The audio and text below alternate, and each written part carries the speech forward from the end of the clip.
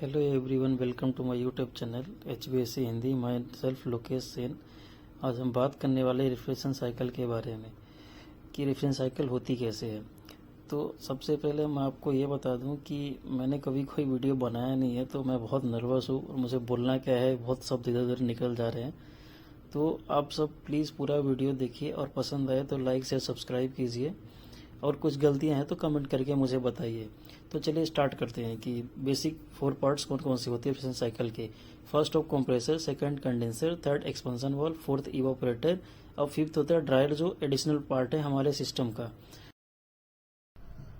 Refrigeration system का main part होता है कंप्रेसर। कंप्रेसर का काम होता है कि जो सिस्टम में रेफ्रिजरेंट है और रेफ्रिजरेंट के प्रेशर और टेम्परेचर को बढ़ा देता है और आगे कंडेंसर में भेज देता है। उसके बाद आता है सेकंड पार्ट जो होता है कंडेंसर। जो हमारा सेकंड पार्ट होता है रेफ्रिजरेशन साइकिल का वो होता है कंडेंसर। कंडेंसर का मुख्य कार्य यह होता है कि जो कंप्रेसर से आया हुआ high pressure high temperature vapour refrigerant है उसकी गर्मी को एब्जॉर्ब करना। वो अब उस थर्ड पार्ट जो हमारा होता है वो होता है एक्सपेंशन डिवाइस। एक्सपेंशन डिवाइस का काम ये होता है कि जो कंडेंसर से आया हुआ रेफ्रिजरेंट है उसका प्रेशर और टेम्परेचर दोनों ड्रॉप कर देता है और आगे अपने रेफ्रिजरेंट इवापोरेटर में भेज देता है। जो चौथा हमारा पार्ट होता है वो होता है इवापोरेटर। इवापोरेटर का मेन काम यह होता है कि जो कैपिलरी एक्सपेंशन डिवाइस है, जो रेफ्रिजरेंट लो टेम्परेचर और लो प्रेशर होके आया है, वो यहाँ की हीट को, रूम टेम्परेचर की हीट को एब्जॉर्व करके वापस सक्शन लाइन के थ्रू कंप्रेसर में गैस भेज देता है। इसके बाद जो हमने बताया था कि हमारा जो ड्रायर है वो है एडिशनल पार्ट। तो ड्रायर ये रेफ्रिजरेशन साइकिल का मेन पार्ट नहीं है, ये एडिशनल पार्ट है जिसे हम यूज करते हैं अगर सिस्टम में मॉइस्चर है, डस्ट है, पार्टिकल्स है, उसे रिमूव करने के लिए यूज किया जाता है। अब हम जानेंगे कि रेफ्रिजरेशन साइकिल होती कैसे है, तो आइए जानते हैं। तो रेफ्रिजरेशन साइकिल में जैसा कि मैंने बताया कि 4 बेसिक पार्ट होते हैं, कंप्रेसर, कंडेंसर, कैपिलरी ट्यूब या एक्सपेंशन डिवाइस, उसके बाद इवापोरेटर। जो ड्रायर होता है वो एडिशनल पार्ट होता है। तो आइए जानते हैं कि रेफ्रिजरेशन साइकिल होती कैसे है।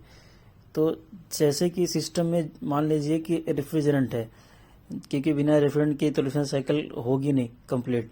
तो जो low pressure vapour refrigerant suction line के थ्रू आता है कंप्रेसर में, और कंप्रेसर में आने के बाद कंप्रेसर क्या करता है कि जो लो प्रेशर रेफ्रिजरेंट है उसको high pressure high temperature vapour refrigerant में कन्वर्ट कर देता है, जो डिस्चार्ज लाइन के थ्रू चला जाता है कंडेंसर में।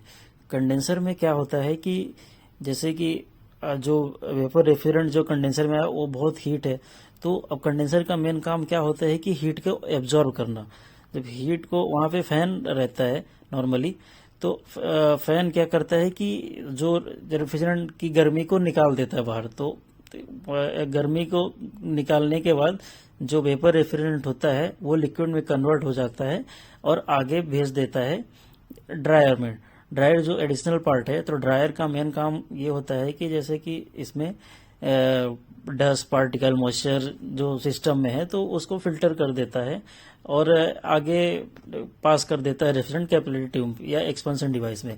कैपिलरी ट्यूब या एक्सपेंशन डिवाइस का काम ये होता है कि जैसे कि प्रेशर और टेम्परेचर यहाँ पे ड्रॉप करना, ये प्रेशर और टेम्परेचर को ड्रॉप कर देता है और चला जाता है गैस आके इवापोरेटर में।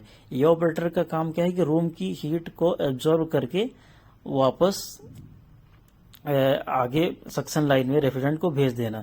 तो जैसे इवापोरेटर रूम, समझ लीजिए कि रूम में इसकी कॉइल रहती है, तो फैन के थ्रू रूम को ठंडा करता है, तो रूम की गर्मी को ये वापस लेके जो रेफ्रिजरेशन साइकिल की जो रेफ्रिजरेंट है वो सक्शन लाइन के थ्रू वापस कंप्रेसर में भेज देता है। तो बेसिकली ऐसे ही इसकी रेफ्रिजरेशन साइकिल कंटिन्यूसली चलती जाती है। और सॉरी दोस्तों, मैं बहुत नर्वस था, तो मैं कोशिश करूंगा कि नेक्स्ट वीडियो बहुत अच्छा बने। आप जैसा भी वीडियो आपको लगे प्लीज़ देखें और कमेंट करके बताएं कि आपको वीडियो कैसा लगा, और जो भी गलतियां हैं बताएं, मैं इम्प्रूव करने की कोशिश करूंगा। Thanks for the watching. Please like, share and subscribe.